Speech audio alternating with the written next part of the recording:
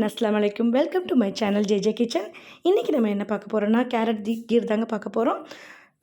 Carrot பிடிக்காத பசங்களுக்கு நீங்கள் இப்படி செஞ்சு கொடுக்க சொல்ல கண்டிப்பாக சாப்பிடுவாங்க. சரி வாங்க செய்ய தேவையான பொருளை பார்த்துக்கலாம். ஃபஸ்ட்டு பால் 1 லிட்டர், 1/4 கிலோ கேரட், ஒரு 4 டேபிள் ஸ்பூன் நெய் சேர்த்துக்கோங்க. சுகர் தேவையான அளவு, கொஞ்சம் கேஷ்யூ நட், ஒரு 4-5 ஏலக்காய். சரி ஓகே, இது எப்படி செய்யலான்னு பார்க்கலாம் வாங்க. கேரட் கீர் செய்கிறதுக்கு ஃபஸ்ட்டு நம்ம அடுப்பை பற்றி வச்சு அதில் பாலை வச்சுக்கலாம். பால் வச்சு அது பொங்கினதுக்கப்புறம் நிதானமான தீயில வச்சு ஒரு 15 நிமிஷம் கலந்து காய்ச்சி விட்டுக்கோங்க. ஆடை எடுத்து விட்டு அப்போ தான் நம்ம கீர் கன்சிஸ்டன்சி இதுக்கு வரும்.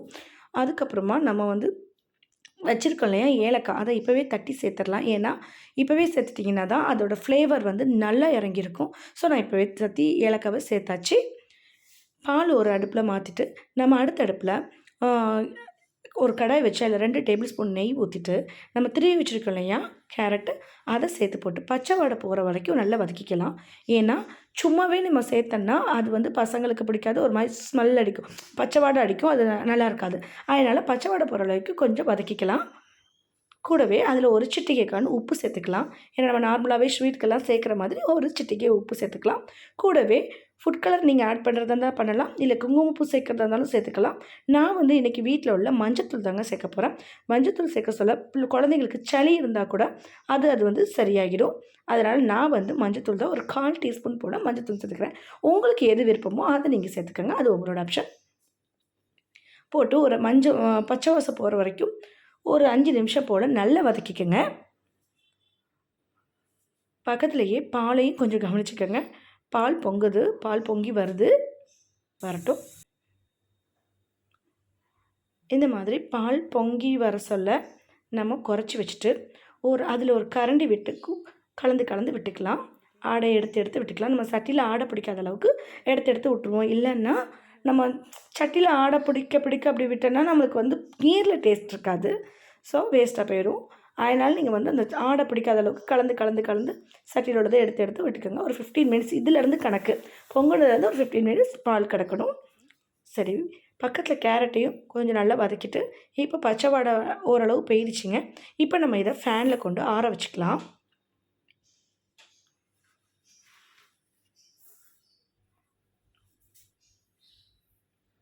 ஆற வச்சிட்ருக்கோம். இது ஆறுனதுக்கப்புறம் நம்ம ஒரு மிக்ஸி ஜாரில் போட்டு பல்ஸ் பண்ணி எடுத்துகிட்டு வந்துக்கலாம். 15 மினிட்ஸ் பால் கொஞ்சம் காய்ச்சிக்கிட்டு இருக்கலாம். இது ஆறட்டும். நம்ம பாலை கொஞ்சம் கைவிட்டு நல்லா அந்த மாதிரி கலந்து விட்டு கொஞ்சம் காய்ச்சிக்கலாம்.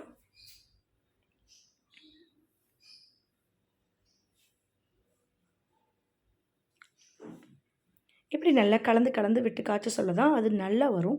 இப்போ ஒரு 15 நிமிஷம் போல் ஆயிடுச்சுங்க. இப்போது நம்ம ஆற வச்சுருந்தோம் இல்லையா கேரட்டு, அதை பல்ஸ் பண்ணி எடுத்துகிட்டு வந்துக்கலாம். எடுத்துகிட்டு வந்தாச்சு. இதையும் நம்ம இந்த பாலில் இப்போது சேர்த்துடலாம். கொஞ்சமாக அதில் ஆட் பண்ணிக்கலாம். ஆட் பண்ணி அந்த கேரட் பாலோடு சேர்ந்து ஒரு 5 நிமிஷம் போல் வேகணும். ஃபுல்லாக போட்டு நல்லா வேக விட்டுக்கலாம். கொஞ்சம் கலந்து விட்டு கரண்டி வச்சு கலந்து விட்டு ஒரு 5 நிமிஷம் போல் வேக வச்சுக்கலாம்.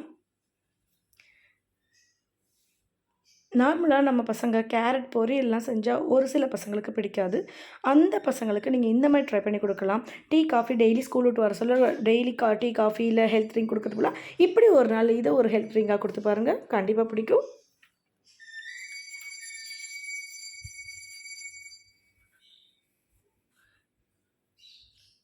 கேரட் சேர்த்து ஒரு 5 நிமிஷம் போல் ஆயிடுச்சுங்க. ஓரளவு வெந்துருச்சு. இந்த டைமில் நம்ம சுகர் சேர்த்துக்கலாம். நான் ஒரு 8 டேபிள் ஸ்பூன் சர்க்கரை சேர்த்துருக்கேன். உங்களோட இனிப்புக்கு நீங்கள் சேர்த்துக்கங்க. நான் 8 டேபிள் ஸ்பூன் கரெக்டாக இருக்கும் இந்த பாலுக்கு. எனக்கு இது போதும். உங்களுக்கு கூடவா குறைவான்றதை நீங்கள் ஒரு 7 டீஸ்பூன் போட்டுட்டு செக் பண்ணி பார்த்துட்டு அதுக்கப்புறம் நீங்கள் ஆட் பண்ணிக்கோங்க தேவையான அளவுக்கு. சுகர் போட்டோன்னே மறுபடியும் கொஞ்சம் தண்ணி விட்ட மாதிரி இருக்கும். அதனால் சுகர் போட்டதுலேருந்து ஒரு 5 நிமிஷம் மறுபடியும் கொஞ்சம் மிதமான தீயில வச்சு கொஞ்சம் வற்ற விடுங்க.